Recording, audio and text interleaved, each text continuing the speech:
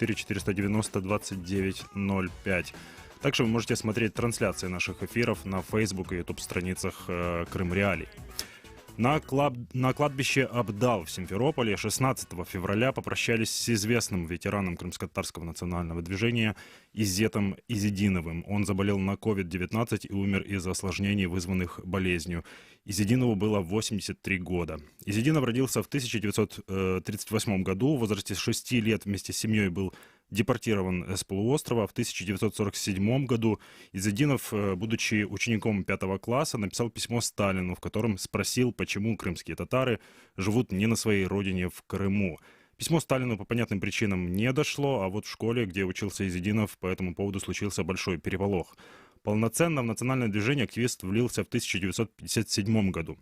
После аннексии Крыма Изидинов, несмотря на возраст, до последнего момента оставался действующим активистом.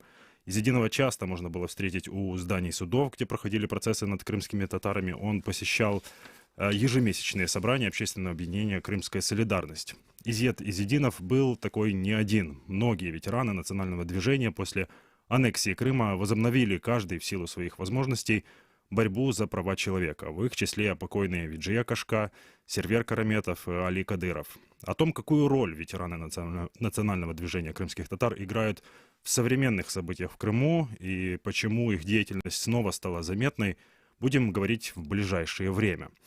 И с нами на связи активист национального движения крымских татар, зампредседателя Меджлиса крымско-татарского народа Нариман Джилял. Нариман, здравствуйте.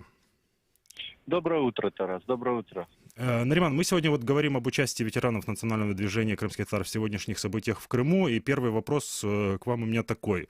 Ключевая идея национального движения в советские годы – это возвращение на родину в Крым из мест депортации. Как вам кажется, спустя годы и уже находясь на родине, что мотивирует крымских татар старшего возраста снова заявлять о своей позиции?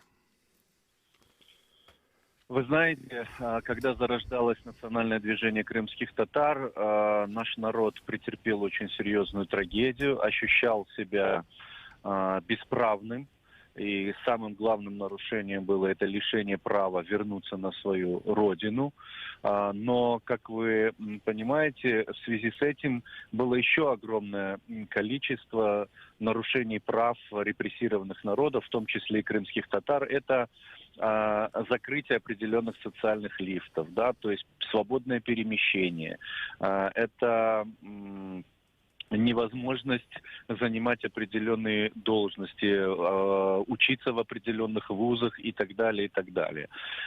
Соответственно, у крымских татар укрепилось, того поколения, укрепилось очень четкое понимание того, кто в этом всем виноват, а именно советское государство.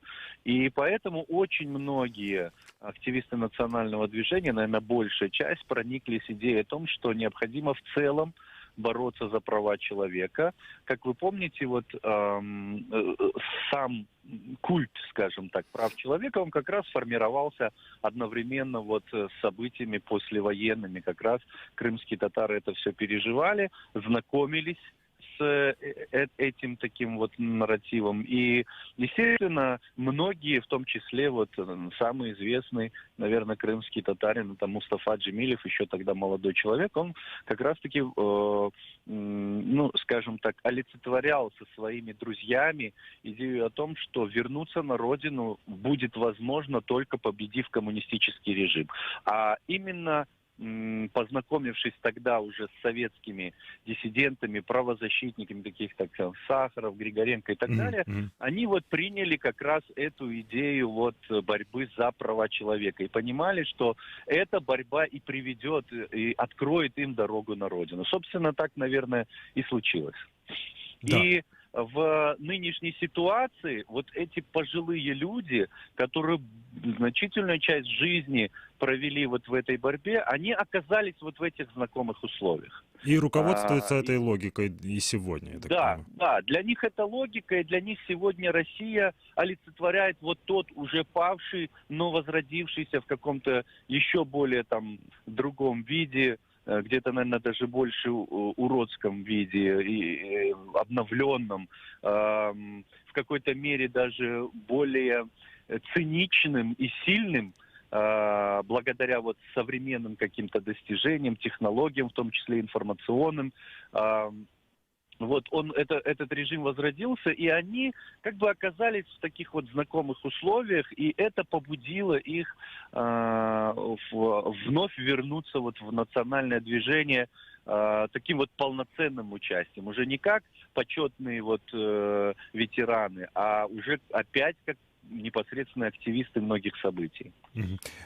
Нариман, вот историк Гульнара Бекирова в документальном фильме про лидера крымских татар Мустафу Джемилева, которого вы тоже упомянули, комментируя его жизненный путь, сказала примерно следующее. Трагедия этого человека в том, что он, отдав столько лет своей жизни борьбе за возвращение на родину и добившись этого, в итоге вынужден начать все сначала. И вот вы часто приходите на судебные заседания и, наверное, много общаетесь с ветеранами национального движения. Как они оценивают свою роль в нынешних событиях? Вот, скажем, какая повестка звучит в неформальных разговорах под судами, вот когда стоишь под судом? То есть вы уже сказали, что общая логика и общий мотив — это, конечно, права человека, но вот все-таки если вот как-то, наверное, детализировать, да, вот эту историю. Вы знаете, логика заключается в том, что даже после возвращения крымские татары ощущали себя в бесправном положении или в дискриминационном положении. Это касалось многих сфер жизни, и трудоустройства, и возможности построить дом, получить земельные участки. Это возможность обучаться на родном языке, участвовать в управленческих структурах и так далее, и так далее. Это огромное количество, знаете, таких вот ксенофобских проявлений со стороны тех, кто и ранее, и сегодня продолжает руководить вот процессами в Крыму. И это как бы побуждало к тому, что вот эта борьба, она не прекращалась. Она трансформировалась, появились национальные представительские структуры, национальное движение в значительной мере омолодилось, но в 2014 году очень многие оказались не готовы к этой ситуации, и очень много людей были напуганы или не знали, что делать. А опыт вот этих пожилых людей, он как раз-таки пришелся вот кстати. И не только опыт, их личная закалка, их личное отношение к этому. И поэтому они продолжают видеть, что борьба за права крымских татар, в том числе политические права, вы знаете, что одним из главных идей крымских татар сегодня является это восстановление национально-территориальной автономии в Украине, вот, и за что и борются, почему и поддерживают наших лидеров в Крыму вот по этому вопросу очень сильно. И опять-таки, вот в нынешней ситуации мы видим, и пожилые люди это видят, что наверное, одним из главных инструментов является именно борьба за права человека, потому что права человека и права коренных народов.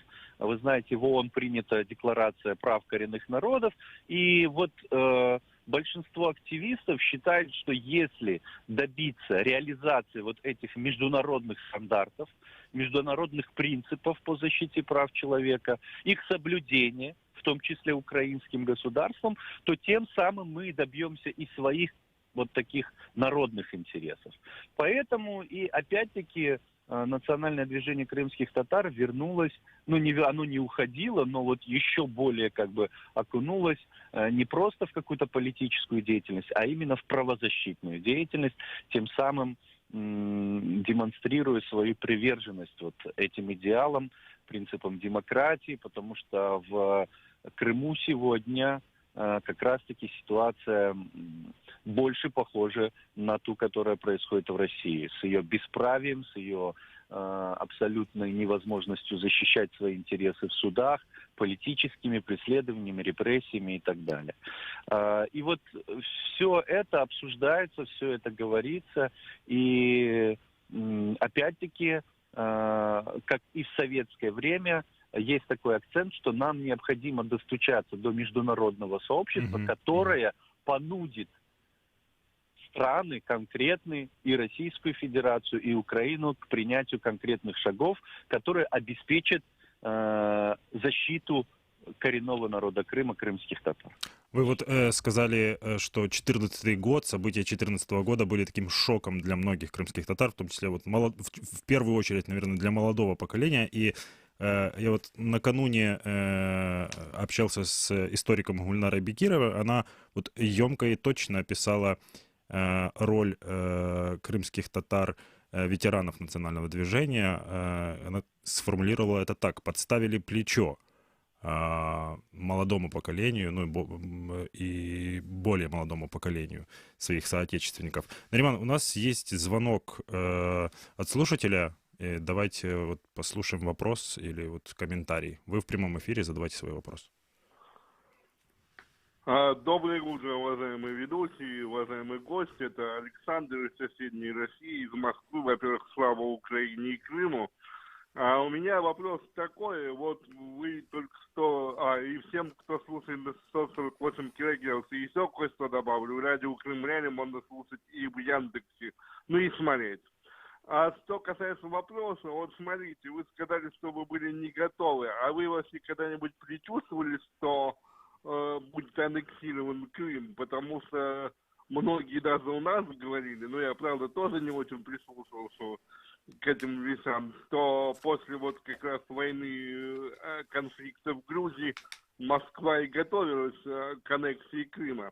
И второе, вот насколько сегодня молодежь крымская готова дальше сопротивляться всем негодяйским поступкам наших преступников. Ну и третье, вообще, насколько вам помогает руководство Украины. Ну а вам, Крым Реалии, Донбасс Реалии, как всегда, удачи и слава вам.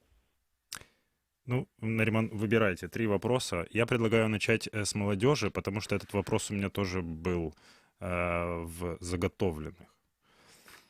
Вы знаете, очень много людей в Крыму, в том числе и молодежь, внутренне сопротивляются вот этим событиям. Они внутренне не разделяют вот эти идеологические посылы, которые Россия через различные каналы стремится навязать, да, о том, что все прекрасно, что все происходит как должно происходить и так далее. И действительно очень много молодых людей продолжают сохранять какие-то собственные убеждения и так далее. Это подтверждается, как вы сами много раз сообщали, не участием в выборах, в каких-то иных политических событиях, проектах и так далее. Да? Не берем во внимание там какую-то повседневную жизнь, это совершенно иная история. Но молодые люди сегодня в большинстве не готовы или пока не готовы к такой вот политической борьбе за свои интересы, за свои убеждения и так далее. Пока что самым таким главным трендом это является неучастие. Как говорил один известный писатель, сейчас вылетело его имя, очень известный в свое время, что немаловажным является неучастие в подлости, да, которые сегодня осуществляет вот российское государство, зачастую оправдывая тем или иным способом свои противоправные, даже преступные действия. Вот хотя бы таким неучастием сегодня молодые люди активно пользуются. Другое дело, что, на мой взгляд, пора хотя бы более-менее так в значительной такой мере переходить уже к какой-то более серьезной политической работе, правозащитной работе, но мы видим, что это есть. Да, очень много молодых людей, которые работают в рамках деятельности Крымской солидарности, отдельные инициативы и так далее. Опасаясь немножко за себя, за своих близких, молодые люди сосредоточились не в политической плоскости, а в плоскости сохранения своей идентичности. А это различные культурные, образовательные, и экономические и другие проекты, в которыми пока еще относительно безопасно заниматься здесь, в Крыму. Вот. Как там будет завтра, неизвестно. Что касается готовности Ну, понятно, что очень многие ожидали. Я сам очень много писал и в Меджлисе крымско-татарского народа после событий в Грузии открыто говорили о вероятности военного конфликта или что-то похожего между Россией и Украиной и ситуацией с Крымом. Но как бы случилось как есть, мы где-то не были услышаны на тот момент, хотя предлагались конкретные шаги, вот, которые вот, кстати, только сегодня в той или иной мере вот в виде той же крымской платформы реализуется. Хотя об этом говорили еще в 2008-2009 и так далее годах, что вот такая платформа необходима для защиты в том числе коренного населения Крыма. Нариман, вот короткий вот вопрос, который предполагает такой же ответ. Вот как вам кажется, вы говорите, что пока не готова молодежь принимать участие в той или иной степени в политической борьбе и политической работе в Крыму. Как вам кажется, это рано или поздно случится или нет? Вот. Да, я убежден, что это случится. Хочу уточнить, что я говорю о молодежи и о политической деятельности оппозиционной, не нынешней российской вот политики в Крыму, да, потому что есть те, которые сотрудничают, пусть их и немного, речь не о них, вот, они-то спокойно занимаются своими делами. Я думаю, это неизбежно, и в зависимости от того, как будет меняться ситуация, это движение будет нарастать, потому что основание, фундамент для этого есть. Люди, которые считают, что этим нужно заниматься, молодые люди, они есть. Вопрос, вот когда это щелкнет и перейдет из каких-то внутренних разговоров даже с самих собой, между собой на кухнях в какую-то активную такую политическую фазу. Большое спасибо вам за включение, за комментарий, за то, что присоединились к нашему эфиру. Я напомню нашим радиослушателям, что это был Нариман Джилял, активист крымско-татарского национального движения. Один из ветеранов национального движения крымских татар, о котором стоит вспомнить вот в сегодняшнем эфире, это покойный Сервер Караметов. 23 июня 2018 года Караметов попал в ДТП и от полученных травм умер в больнице. При жизни Сервер Караметов был активным участником национального движения. Так вот, 8 августа 2017 года Караметов вышел на одиночный пикет под здание подконтрольного России Верховного суда Крыма, где в это время проходило судебное заседание по делу Ахтема Чийгоза, обвиняемого на тот момент в организации массовых беспорядков 26 февраля 2014 года. В руках Сервер Караметов держал плакат, на котором была надпись следующего содержания: «Путин и Аксенов — наши дети. Ахтем Чийгоз, не террористы, хватит обвинять крымских татар». Активиста практически сразу задержали сотрудники полиции. Позже суд вынес решение об административном аресте Караметова на 10 суток и, кроме этого, назначил штраф в размере 10 тысяч рублей. Своим поступком Сервер Караметов в какой-то степени возродил в Крыму практику одиночных пикетов как формы проявления несогласия с действиями местных властей. Тогда, после ареста пожилого активиста, в его поддержку также на одиночные пикеты вышли несколько крымских татар. Сейчас крымские татары регулярно выходят на одиночные пикеты. Часто это происходит после очередных задержаний соотечественников или после того, как суд выносит приговор по очередному политически мотивированному делу. Так вот, в октябре 2017 года после очередных обысков и задержаний по делу Хизбут-Тахрир на одиночные пикеты по всему полуострову, выражая свое несогласие с действиями силовиков, вышли около 100 крымских татар. Задержаны в итоге были 49 человек, осуждены по административным статьям свыше 70 человек. И с нами на связи адвокат Николай Полозов. Он регулярно пересекается и общается с ветеранами национального движения, когда работает в Крыму по политически мотивированным делам. Николай, здравствуйте. Я накануне вот записал небольшой комментарий историка Гульнары Бекировой. Предлагаю послушать и после этого начать наш разговор. Да, хорошо. Я помню, Николай Полозов, вот адвокат наш известный, он тоже был настолько удивлен, как так, вот суды крымских татар, да, он до этого защищал там людей в России, скажем так, на материке, да, России, и он был чрезмерно удивлен, как так, что это за такая традиция, что приходят люди, там готовят плов, самсу, кормят, чай, почему эти люди, как так, что они все вместе? Николай, вот давайте вот с ваших воспоминаний и впечатлений первых о работе от работы в Крыму начнем. Безусловно, такая вот сплоченность, такое единство, такое радушие, которое проявляют неравнодушные люди, приходящие к судам поддержать своих соотечественников. Конечно, в России такого не принято. И для меня это было удивлением. И впоследствии, конечно же, общаясь и с ветеранами национального движения, и, в принципе, с пожилыми крымскими татарами, которые приходили к этим судам, я для себя сделал вывод, что это такая традиция, которая родилась еще в период борьбы национального движения за право возвращения из депортации на родину, в Крым, когда проходили суды в отношении Мустафы Джемилева, в отношении других крымско-татарских активистов. И после начала оккупации Крыма те традиции, которые, казалось, уже были оставлены далеко в прошлом, когда люди жили в свободной независимой Украине, в свободном Крыму, с приходом России ветераны, люди старшего поколения эти традиции возродили и начали передавать уже более молодым, подрастающему поколению, то есть следующим, скажем так, политзаключенным, которых Россия, так или иначе, своими действиями создает вновь и вновь. Уже речь идет о десятках и сотнях людей. Николай, вот то, что крымские татары регулярно приходят на судебные заседания по делам, в которых вы участвуете, это как-то влияет на судебный процесс? Я вот не имею в виду, что судья вот там выглянет в окно и увидит там крымских татар под судом и вынесет оправдательный приговор.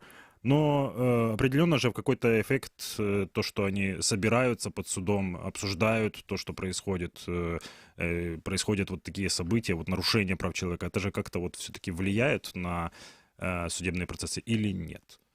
Безусловно, влияет. Здесь я бы сказал о нескольких факторах влияния. Прежде всего, это моральная поддержка тех людей, в отношении которых проходят суды.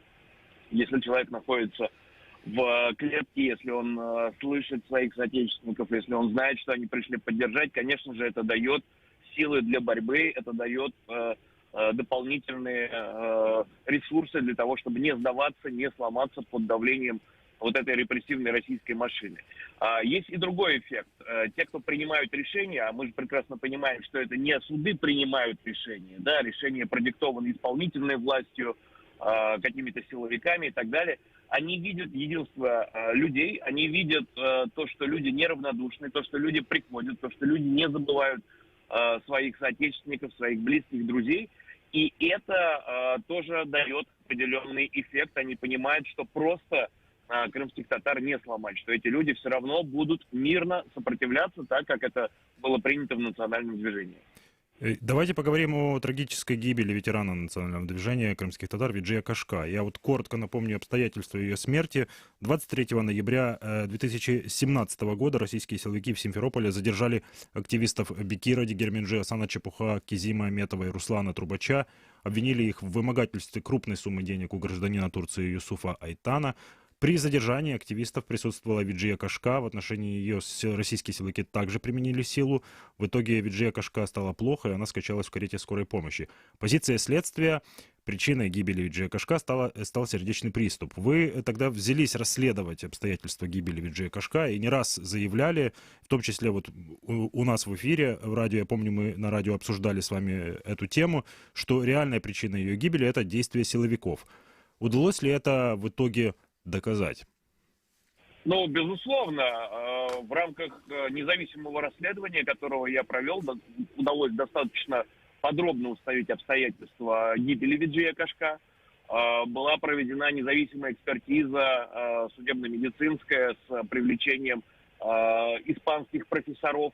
И совершенно был очевидный вывод, что смерть Виджия Кашка наступила в результате стрессогенной ситуации, в результате действий российских силовиков, конкретных силовиков. Мы знаем, кто эти люди, которые осуществили незаконное задержание. И дополнительно повлияли действия следователя, которые уже в момент, когда приехала скорая помощь и должна была отвозить Виджия Кашка в реанимацию, это следователь по фамилии Сидорупола решила провести следственные действия прямо в карете скорой помощи, провела выемку Виджия Кашка, и тем самым, собственно говоря, затормозила вывоз Виджия Кашка в реанимацию на полчаса, что, на мой взгляд, также было критично. Но в рамках российской юрисдикции нам не удалось заставить следственные органы возбудить уголовное дело.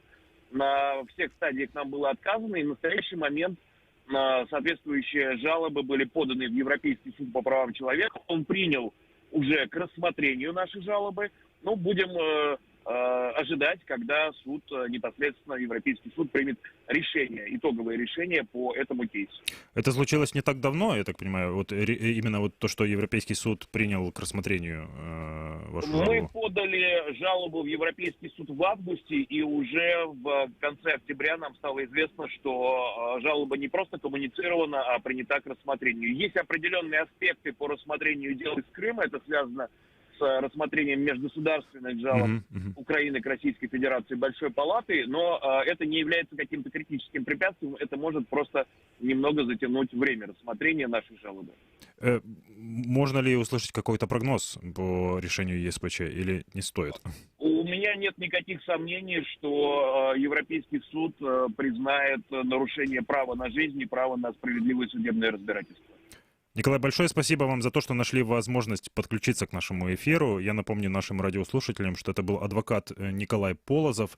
Я напомню, что мы обсуждаем роль и место ветеранов национального движения крымских татар в современных событиях, которые происходят в Крыму. В частности, мы пытаемся разобраться, как это влияет на нынешний формат борьбы за права человека. Давайте послушаем, что по этому поводу думает историк Гульнара Бекирова. Я, например, считаю, что крымская солидарность – это вот то, что берет истоки вот как раз из этого, из национального движения. Вот эта вот самоорганизация крымско-татарского народа, она тоже из тех первых инициативных групп. То есть здесь преемственность абсолютно четкая, прослеживается, историческая, да, и поэтому то, что люди старшего поколения, скажем так, вот эти такие титаны, они подставили плечо вот людям, которым сегодня плохо. Это для меня как раз, как для историка, скорее закономерно, чем удивительно, потому что мне посчастливилось со многими из этих людей быть знакомой, и с Виджи Апте у нас были очень такие нежные отношения, теплые, и с Зампира Апте, которая буквально не дожила, умерла 17 апреля 2014 года, то есть она буквально несколько дней не дожила до этих роковых событий. То есть я думаю, что я уверена, что эти люди и сейчас они были бы, на острие, по сути, да. К нашему разговору присоединяется правозащитница Лутвия Зудиева. Лутвия, здравствуйте. Доброе утро. Вы представитель молодого поколения крымских татар, которые отстаивают права человека на полуострове. Как вы оцениваете параллели между опытом советского прошлого и сегодняшних событий, которые в частности проводит Гульнара Бекирова, если вы слышали ее комментарий? Да, Тарас, я бы хотела, наверное, даже еще более глубокую ретроспективу поднять в истории нашего народа. Это первая аннексия, первые репрессии против крымских мусульман, крымских татар. И их характер действий, их солидарность, их сплоченность, она уже тогда была идентичной, такой же, как мы видим это сейчас. То есть здесь еще огромную роль играет, если мы говорим о идентичности крымско-татарского народа, о его характере, о его ментальности, играет, на мой взгляд, религиозный аспект, потому что такие, скажем, такие императивы крымских татар, как взаимная помощь друг другу, защищать друг друга, помогать друг другу, оберегать друг друга, жертвовать в какой-то степени чем-то ради более каких-то важных идеалов в жизни. Это в том числе и религиозные ценности крымских татар. И это исторически очень ярко прослеживается, когда в результате давления царского режима из Крыма стали выезжать огромные просто волны крымско-татарского народа, в результате которых количество проживающих в диаспорах крымских татар сейчас больше, чем на их исторической родине. Так в этот период они выезжали целыми поселками, вместе держались друг за друга. И в Турции сегодня есть деревни, которые носят аналогичное название той деревни, из которой они выезжали или мигрировали, да. И более того, а вот как они жили, скажем так, в Крыму до этого переселения, также они там поселились рядом с друг другом, и вот сегодня они об этом рассказывают. Вот. А если говорить уже непосредственно о более близком времени, то да, здесь я разделяю мнение Гульнары Ханум.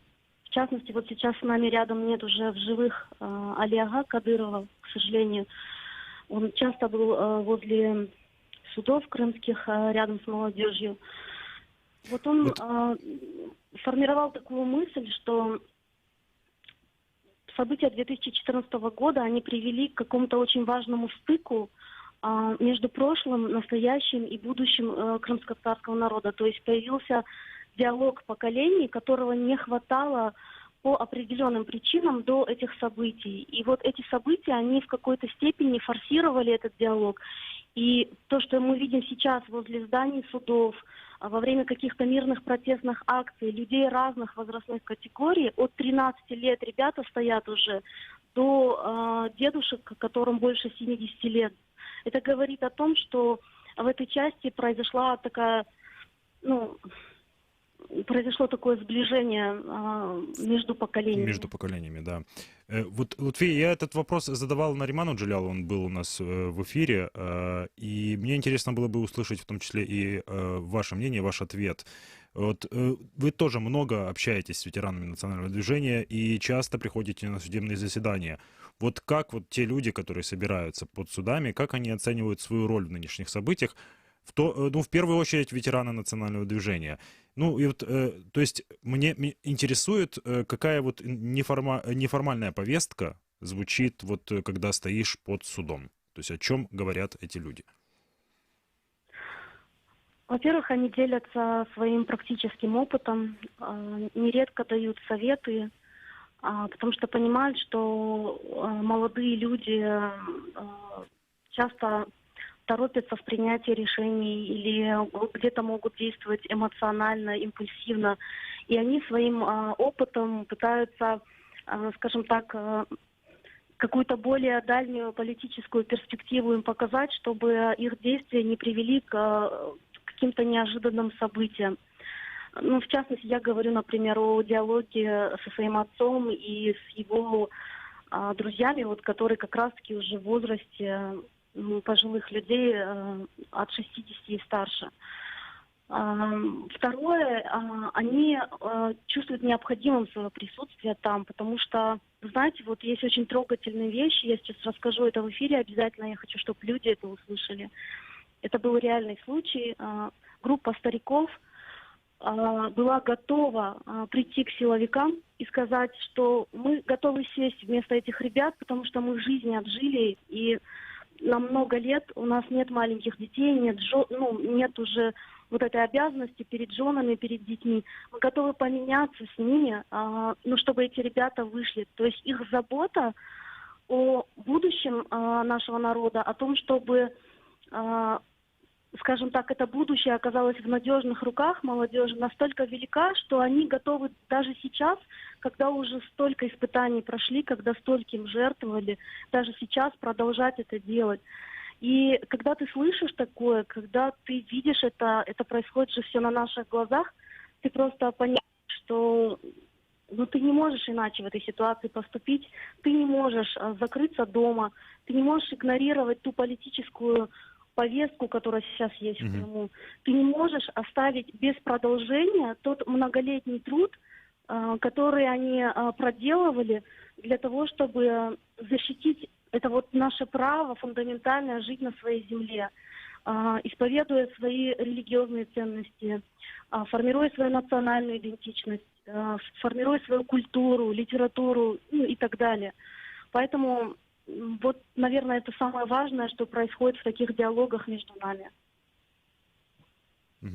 Лутфия, вот вы правда рассказали объективно трогательную историю про стариков, которые вот хотели прийти к силовикам. И вот в продолжение этой мысли, вот то, что они сейчас занимают такую явно видную роль в современных событиях, вот есть такое мнение, что участие ветеранов национального движения в сегодняшних событиях в частности в борьбе за права человека, это результат того, что молодое поколение в этих процессах не принимает такого активного участия. Вот справедливо ли это мнение? В этой части не соглашусь, Тарас. Буду сейчас говорить другую точку зрения. Во-первых, из практики видно, что вот в тех событиях, которые сейчас происходят, активную роль играют молодые ребята. И если вы посмотрите на тех активистов, которые уже сидят в тюрьмах, на их возрастную категорию, это ребята от 19 до 30 лет. То есть это наша молодежь, которая сформировалась и закалилась таким образом, что готова отсидеть энное количество лет в колонии, вдали от семьи, вдали от своего народа, лишь бы на этот народ не повесили клеймо терроризма. То есть они отстаивают свои позиции, не идут на сделки со следствием, не идут на подлость, на предательство, на лизоблюдство, извините за выражение, когда в откровенное сотрудничество, да, вступают с силовиками для того, чтобы защитить, скажем так, свою безопасность или свою жизнь. И вот этот факт говорит о том, что как раз-таки молодежь достаточно активно принимает участие в этих процессах. Может быть, не 100%, то есть, может быть, не все с этим не согласны, но есть вот это активное ядро, и по этому активному ядру сегодня системно наносят удары. Вот вчерашний арест, который был в Крыму, это продолжение этих системных ударов. Все направлено на то, чтобы сломать крымских татар, крымских мусульман. И вот этот их характер политической борьбы, на мой взгляд, тактически выверенный и не позволяющий силовикам развивать какие-то более жесткие сценарии в Крыму. Этот характер очень сильно раздражает силовые структуры, и поэтому мы видим продолжение этой репрессивной политики. И по поводу стариков еще скажу, почему они приходят. Не потому, что больше некому, а потому что они по характеру такие. Вот Сервера Караметова вы видели в Крыму лично, Виджея Кашка вы видели лично. Это люди, которые не смогут находиться дома, зная, что где-то нужна их помощь. Это вот история с Сервером Караметовым. Аллах рахмет Элисон.